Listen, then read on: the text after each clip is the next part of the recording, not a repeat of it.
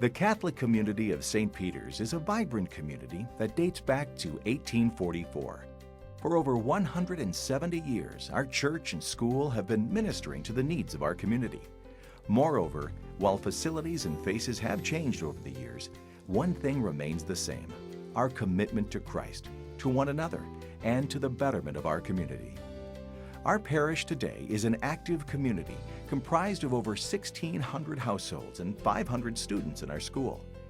Led by dedicated priests, deacons, a professional staff of laity, and numerous volunteers, there are ample opportunities for people of all ages to participate in the spiritual, educational, social, and service ministries of St. Peter's. St. Peter's School, founded in 1868, strives to promote a Christian atmosphere in all phases of its programs and is comprised of St. Peter's Montessori Preschool and Kindergarten, St. Peter's Elementary School, and St. Peter's Junior and Senior High School. This school provides educational programs in a Catholic, Christian environment for students of Mansfield and surrounding communities. In June of 1997 and June of 1998, respectively, St. Peter's Elementary, Junior High School, and St. Peter's High School were all selected as Blue Ribbon Schools by the United States Department of Education. In 2013, St. Peter's School opened San Damiano Hall, which provides services for students with diverse learning needs. In 2015, St. Peter's School accreditation was renewed by the Ohio Catholic Schools Accrediting Association and remains in conformity with the regulations of the Ohio Department of Education. While proud of these achievements by our school, the mission remains constant: to provide an environment of academic excellence, spiritual challenges, and nurture the love of learning, self, and others. Despite our strong heritage of activity and accomplishment, some significant challenges remain. St. Peter's is a Catholic community abounding in experiences for fellowship and faith, formation and service, Catholic worship and education.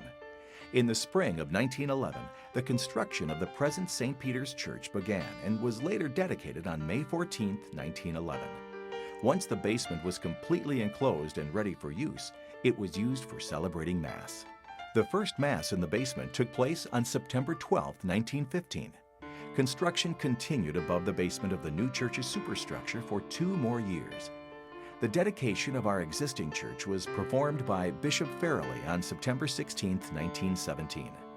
In just 2 short years, we will celebrate the 100th anniversary of the dedication of our church. While many needs are apparent, some are more critical than others, thus the necessity to prioritize our current needs. It is our prayer that our parish community will always be a place where we can gather to worship, to celebrate our beliefs, and to share the living experience of the body of Christ through our various ministries of service. The interior of the church is in dire need of a fresh coat of paint and plaster repairs which will prevent further damage and decay.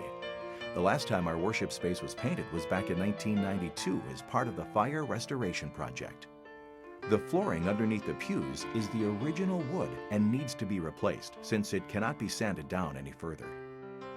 Our pews are in need of restoration. The pews also need to be slightly rearranged, allowing more space in between each pew and to accommodate new and improved kneelers. The church also needs its own boiler. Currently, the boiler is shared with the high school. While this was an economical solution when the high school was built, it is no longer an efficient or practical solution. All of the stained glass windows, with the exception of one, are original to the church, which dates back to 1920. These windows were designed in Germany and are in desperate need of repairs. The large windows show signs of structural fatigue and need to be rebuilt.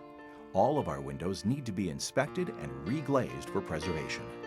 The sound system within our church is antiquated, inefficient, and needs to be replaced. There are several places within our worship space where the sound is simply insufficient. Our Building Improvements Fund has covered the initial phase of this project, but more work needs to be completed to meet our needs, including service for the hearing impaired, which is a necessity. Built in 1974, our pipe organ is due for a full cleaning and refurbishment.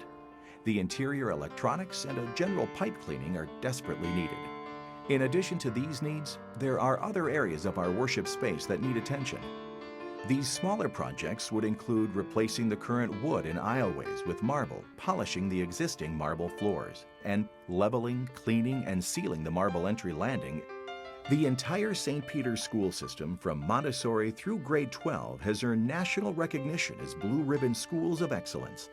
Caring and dedicated teachers have prepared St. Peter's students for the world so successfully that our students consistently earn the highest Ohio graduation test scores in the area. While opportunities are many, critical needs must be addressed immediately. For example, the Robert Fry Gymnasium was completed in 1958 and still has the original skylight system and original paint and wall coverings. The skylights need to be removed and the gym upgraded with energy-efficient lighting. The auditorium ceiling has several stains from previous water intrusions. The seating and electrical systems are also original to the building. The seating needs to be replaced or refurbished, and new modern lighting systems need to be installed. Additionally, the ceiling needs to be redone with modern acoustical panels. Other desired facility enhancements include the need for a new campus-wide communication, safety, and security system. The current phone system is over 20 years old, which inhibits efficient communication between departments and compromises reliability in the event of an emergency. Plans also call for motion sensor lighting for better energy efficiency and safety. In the rectory, windows need to be replaced with energy-efficient options. There are 21 windows that need to be replaced. The 6 most critical windows will be replaced this year. The remaining 15 windows still need to be replaced. Once complete, the exterior needs to be repaired and repainted as well for maintenance and restoration purposes. In the elementary school, the secretary's office will be remodeled and connected with the teacher's workroom to provide a more functional workspace. Finally, we will work to complete needed concrete repairs to our sidewalks and parking lots to remove any dangerous cracks and flaws, thereby making it safer for our parishioners, students, and visitors to traverse the grounds. To address these various building needs, we have an exciting plan. It calls for making various enhancements to our worship space, our school, and additional facility maintenance needs to our parish grounds. The interior of the church will receive a fresh coat of paint, which will include the cleaning and preservation of our current artwork. The flooring under the pews will be replaced. The pews will be restored, respaced, and new kneelers will be added. A new boiler will be installed in the church basement. Originally installed in 1920, the stained glass windows will be inspected, repaired, and reglazed. The installation of a new sound system will enhance our experience during worship, and the organ will be refurbished. Finally, areas where the aisles were expanded in past years and currently are wood will be replaced with marble. The marble entry landing will be leveled, cleaned, and sealed, and the existing marble floors will be polished. The Robert Fry Gymnasium and Auditorium will undergo a series of renovations to include the removal of the skylight system, new paint and tiles to the ceiling and walls, and the addition of energy-efficient lighting systems. The auditorium renovations will include a new acoustical drop ceiling, replacement and refurbishment of the seating, and the installation of modern theatrical lighting and sound systems. The masonry will be restored and waterproofed to protect the building's facade. The addition of a new campus-wide communication, safety, and security system will benefit our parish community by improving safety and streamlining communication. Concrete repair work will be completed on campus parking lots, sidewalks, driveways, and curbs. We also plan to add motion sensor lighting for improved safety. The rectory will undergo various facility and improvement needs, which will include finishing the replacement of windows and a fresh coat of paint on exterior walls. And we will remodel the elementary school office and open a connection to the teacher's workroom.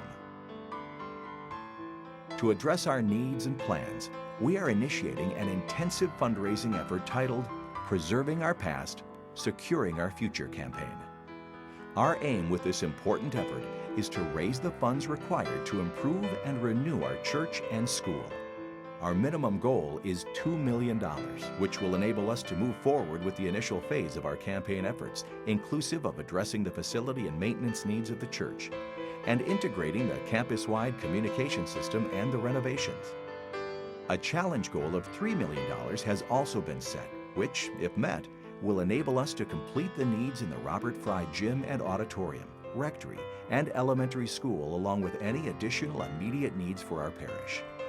All members are asked to consider gifts above and beyond what they give in their regular offerings and other contributions toward this special campaign. And there are a variety of ways that gifts can be made. Long-term subscriptions or pledges payable over years are easier for most and essential to meeting our goal, since it would be impractical, if not impossible, to reach our objectives with one-time out-of-pocket gifts. Gifts may be made in monthly, quarterly, semi-annual, or annual installments at the donor's discretion. A 10% initial investment towards your total pledge is encouraged. Non-cash gifts are an additional or alternative way you can support our cause. You may wish, for example, to consider gifts in kind, such as labor and materials, gifts of securities, such as stocks and bonds, gifts of real estate, such as land, homes, vacation and rental properties, or even personal property, such as artwork, automobiles, jewelry, and antiques. And finally, you can also choose to support our efforts through deferred gifts. These are gifts that can be given or arranged for now, but will not be received until later, and include gifts through a person's will by bequest, gifts of life insurance policies, or annuities and trust arrangements. There are also a number of very special gift opportunities available to donors of qualifying gift amounts.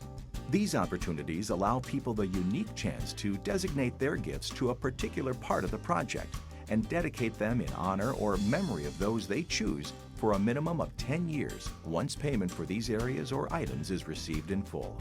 Donors of specific items or areas will have their names and/or the names of those they are honoring with their gifts inscribed directly on the item given or on special plaques or nameplates placed on or near the item where appropriate. These naming rights will extend for a minimum of 10 years once payment for the item is fully received. Additionally, all donors, regardless of the size of their gift, will have their names listed in a special bulletin insert announcing campaign results, as well as on a special donor wall or donor book that will be displayed in a prominent and visible place within our facilities. Whatever the gift or method of making it may be, please be assured that your support is both urgently needed and will be greatly appreciated.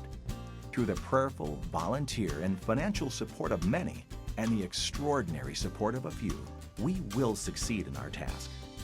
Won't you please join us in this exciting and essential effort to better our service to one another, to our community, and to Christ?